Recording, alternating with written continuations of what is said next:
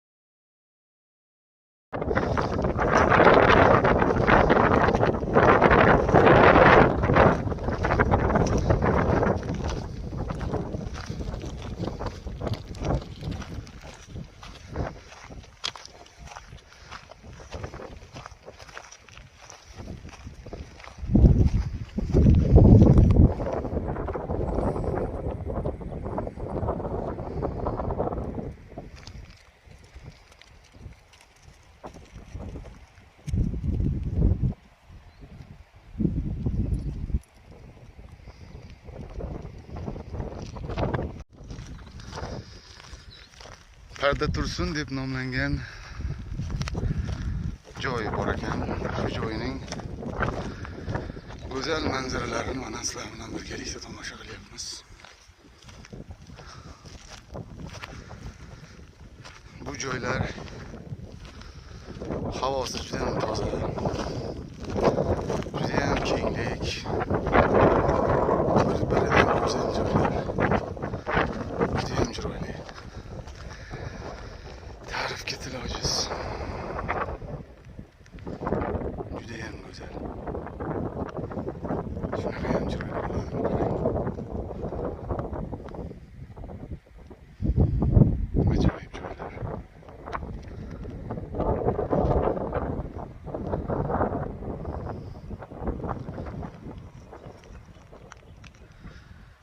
Tog'dagi qorlardan borib ushlab yeb keyin keladi odam, lekin bu yerlar chegaramizdan tashqarida ekan.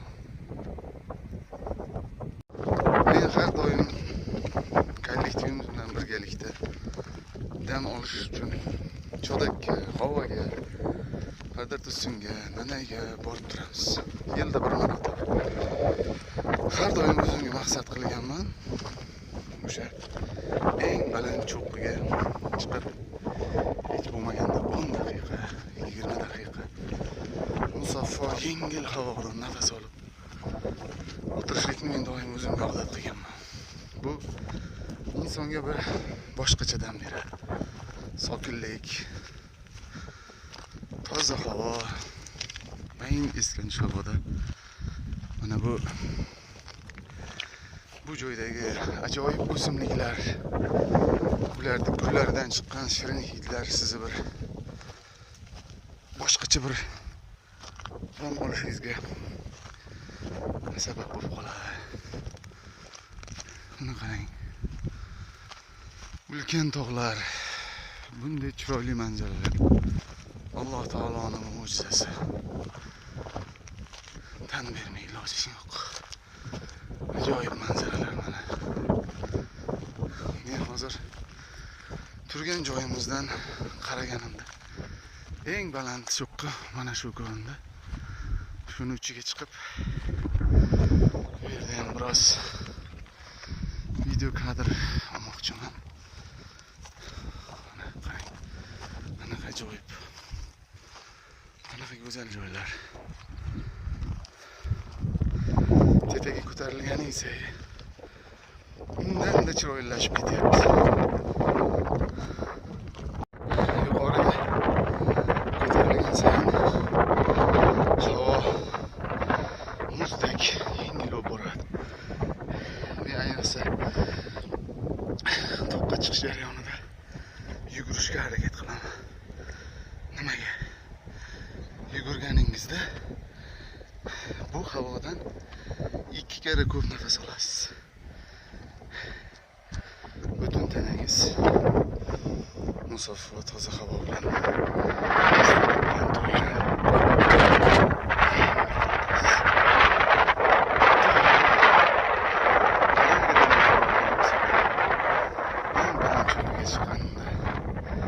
shunaqangi yengil shamol esib turadi. Yoqimli shamol, muzdek. Na konditsioner, na biron bir ventilator buni bosolmaydi. Tog'da yurishni juda gashti bo'ladi. Odamlar boshqacha zavq oladi. Toshlar uchida tirmashib yurish juda yoqimli.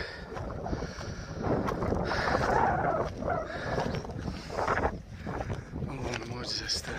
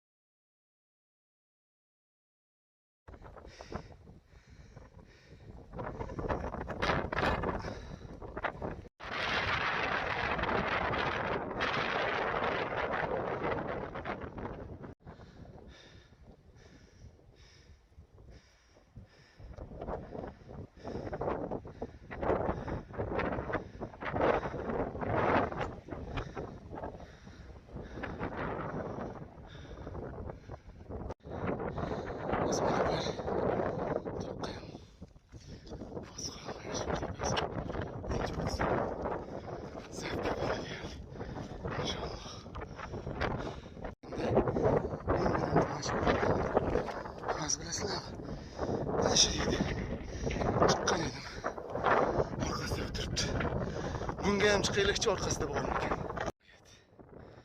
Tog'ni orqasi ko'rindi. Uchiga chiqdim.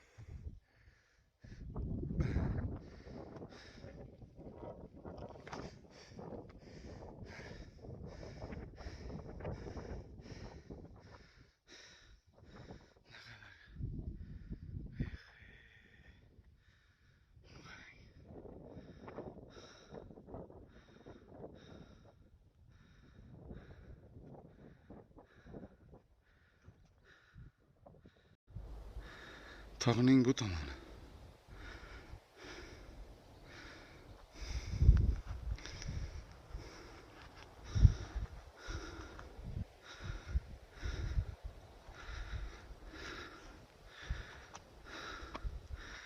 Bu yerda juda katta qishloq bor ekan.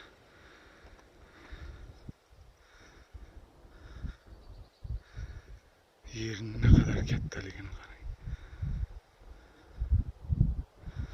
Shuncha qishloq. Shuncha qishloqlar. Bepoyonlik.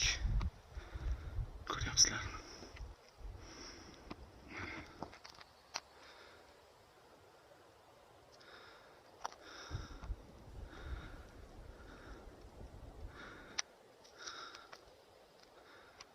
Qishloqlar.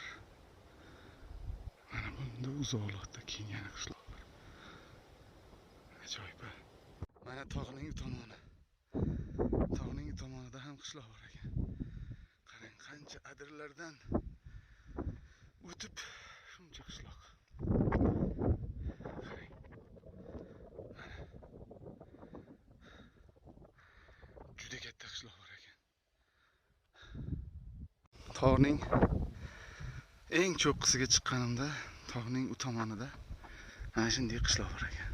Buni qarang. Qancha bepoyonlik. Buni qarang. Mana qishloqlar. Mana. Ko'ryapsizlarmi? Mana. Mana qishloqlar. Ajoyibmi? Ajoyibdan ham ajoyib. Qancha insonlar mana shu joylarda o'zlariga makon qilishgan. Mana bu yerda qanaqadir suv ombori ham bor ekan. Ajoyib. Wow. Shunchalik ham bepoyonlik bo'ladimi? Yer dumaloq desa ishonging kelmaydi. Yer dumaloq desa ishonging kelmaydi. Shu darajada tekis. Shu darajada uzoq. Tekisga o'xshaydi. Hech ham dumaloqqa o'xshamaydi. Voy. Mana shunaqangi balandlikni ko'rgim keladi doim. Qarang. Eng cho'qqisi. Eng cho'qqisi. Oh, shu tomonda daryo ko'rinyapti, adashmasam. Qoyil kamerasiga. Xiaomi Mi 11i 8 megapiksel. 8 ga kadr ham ololadi. O'zini oqladi telefon. Qoyil qolish kerak. Shu darajada katta yer. Nihoyatda katta. Inson ko'zi ilg'amas darajada uzoq, keng. Agar tuman, chang, ifloslanish bo'lmaganda edi, havo tiniq bo'lganda edi, bundan ham uzoqlarni ko'rishga nasib qilgan bo'lardi hozir. Lekin mana shu ham lol qoldirar darajada katta, juda ham.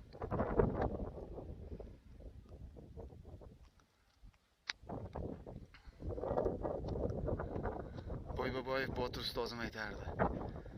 Qancha uzoqqa qarasa inson ko'zi ravshan bo'ladi, ko'zi tiniq bo'ladi derdi. Ustozim haq. Eng uzoqlarga qaraganda ko'zimizni o'sha haligi nima deydi, filtrimi, lupasimi yaxshi ishlar ekanda ko'zi tiniq va ravshan ko'rar ekan. Shuning uchun balandlikka chiqishni xohlayman. Eng uzoq joylarda ko'rgim keladi. Hech qanday turbinsiz, hech qanday kamerasiz. O'z ko'zlarim bilan ko'rgim keladi. Mana bu yerda ham hech shaharcha bor ekan. cho'lda o'rtasida g'ich shahar uy vijillab ketgan. Kamera ololmayapti lekin men aniq ko'ryapman. Ana manzaraning tanada. Go'zal manzara.